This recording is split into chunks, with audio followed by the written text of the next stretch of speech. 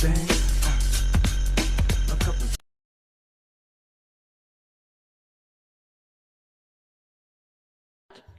state, had they been able to come to agreement on certain special conditions, was willing to entirely dismiss the RICO count, was willing to entirely dismiss one of the gang counts, and was willing to entirely dismiss this, machine gun count.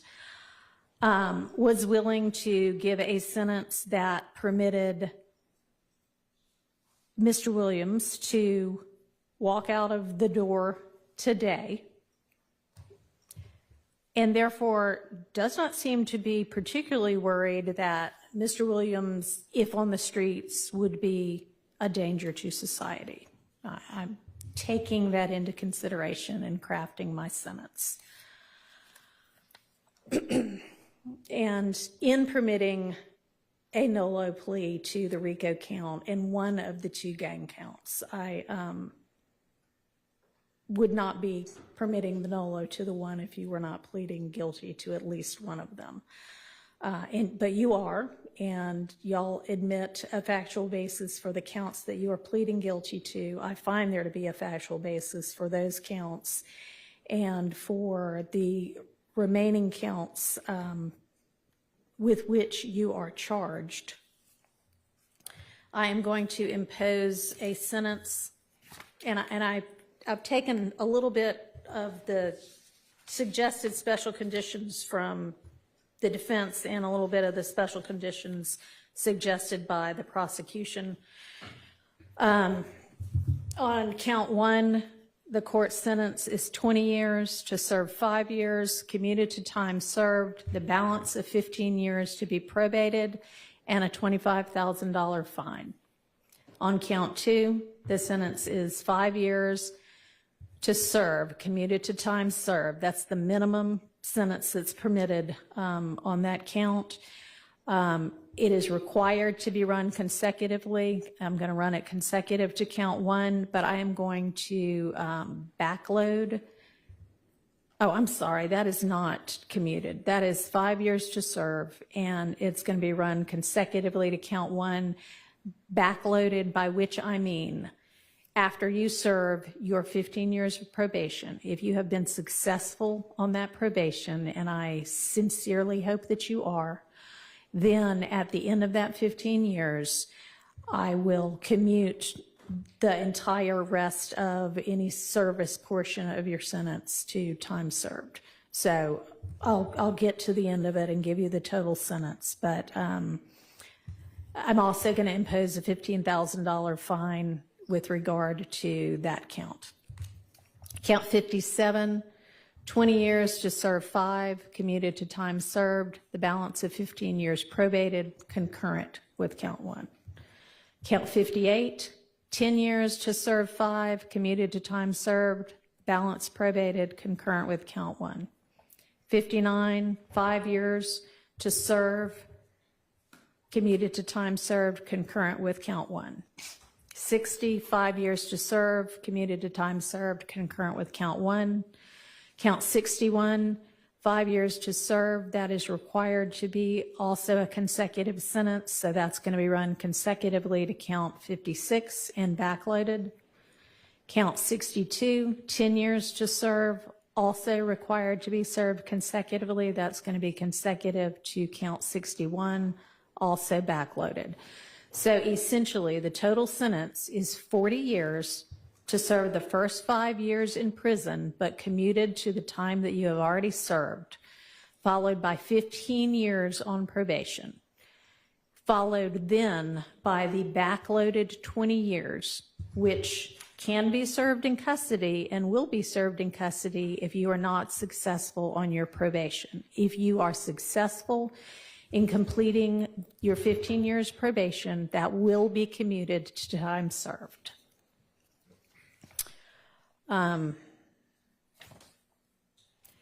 You are to remain on reporting status for the first half of your probation, active reporting for the first 7.5 years of your probation, and that is pursuant to OCGA 17-10-1, subsection 2, A2A. And Mr. Steele and Mr. Adams, in order to keep him on reporting status, there needs to be good cause shown. We all concede that good cause is shown here? Stipulate. All right, I appreciate that. Special conditions of your probation. What good cause? What do you mean? Can I have a second, Your Honor? Sure. Let the judge. Thank you, Your Honor. All right. You had enough time to talk with your attorneys? Yes, sir. Okay. All right, special conditions of your probation. After 48 hours from your release, you are to stay away from the metro Atlanta area, and that's defined by the U.S. Census Bureau. It may change, but you can look that up anytime to figure out what that is. For the first 10 years of your probation, subject to the following exceptions, you are permitted to be in the metro Atlanta area to attend any wedding, funeral, or graduation from high school, college, or graduate school of any of your immediate family members. And immediate family members is defined the same way that you all were contemplating it when you were negotiating. You can get here up to 24 hours prior to any such event, and you need to leave within 48 hours after any such event. In addition, during each year of your probation, I'm going to require that you come to the metro Atlanta area and make a live anti-gang and anti-gun violence presentation 4 times a year, each year of your probation, at a grade school, a middle school, a boys or girls club, anything like that, that type of group. And if you want to, that presentation can include a benefit concert, and these presentations may count towards your required community service hours, which I'm going to impose, that during each year of your probation, you perform 100 hours of community service. You are, and this is required by the fact that there's a gang conviction. You shall not knowingly have contact of any kind or character with any other member or associate of any criminal street gang. Exception to that, if your brother is a member of any street gang, I hope you talk him into getting out of it. Quantavious Greer, and then also Sergio Kitchens, as long as you are contractually obligated to him. That is going to include anybody who is named in this indictment, except as absolutely necessary to conduct the lawful business of your musical career, and to any extent that the state is not agreeing to the exception for Mr. Kitchens.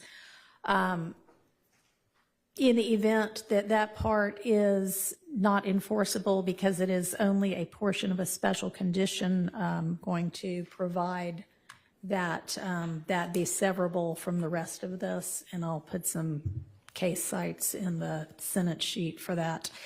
You are in no way to promote any criminal street gang or any criminal street gang activity, including on any social media platform.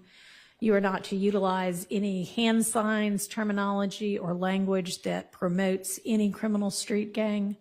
You are not to participate in any criminal street gang activity.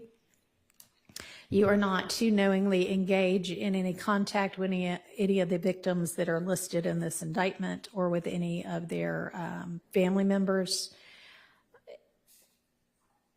And you may not have in your possession or with arm's reach any kind of a firearm because you're going to be a convicted felon. And that is, except I know that you have security and you need security. You can be within arm's reach of a firearm that is in the possession of either licensed law enforcement or licensed security personnel that are in your security detail or anybody that you're performing with.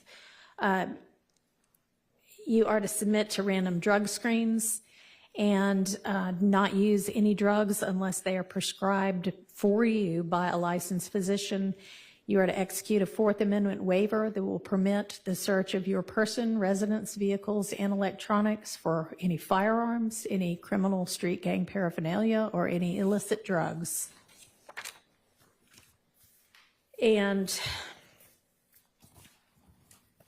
As I mentioned with regard to one of the first of your co-defendants from this trial, at least since I've been involved, to plead guilty, our Uniform Superior Court rules instruct and provide that it is absolutely proper for a judge to grant leniency in sentencing when, quote, the interests of the public in the effective administration of criminal justice are served, unquote.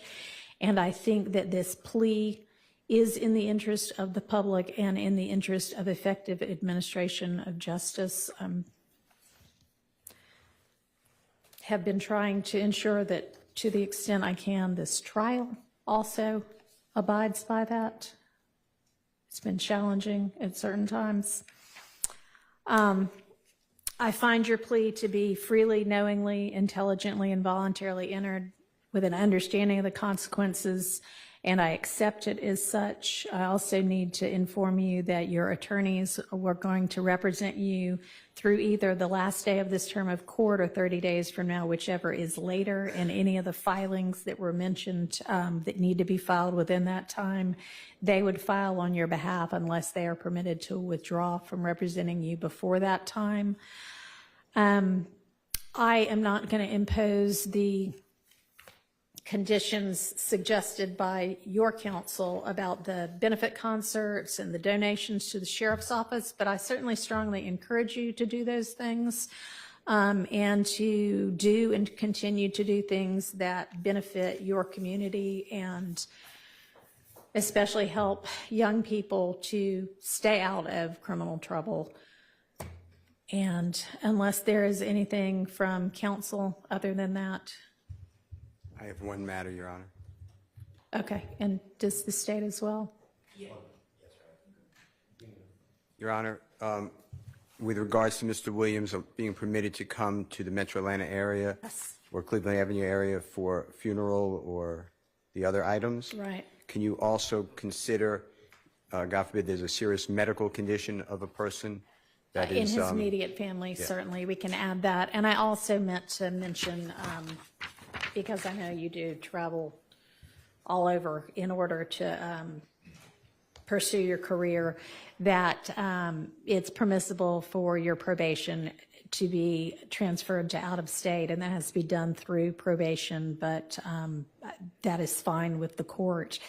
And you may also keep your, nobody's mentioned it, but keep your passport and travel out of state and internationally to the extent that you need to do that for business purposes as well.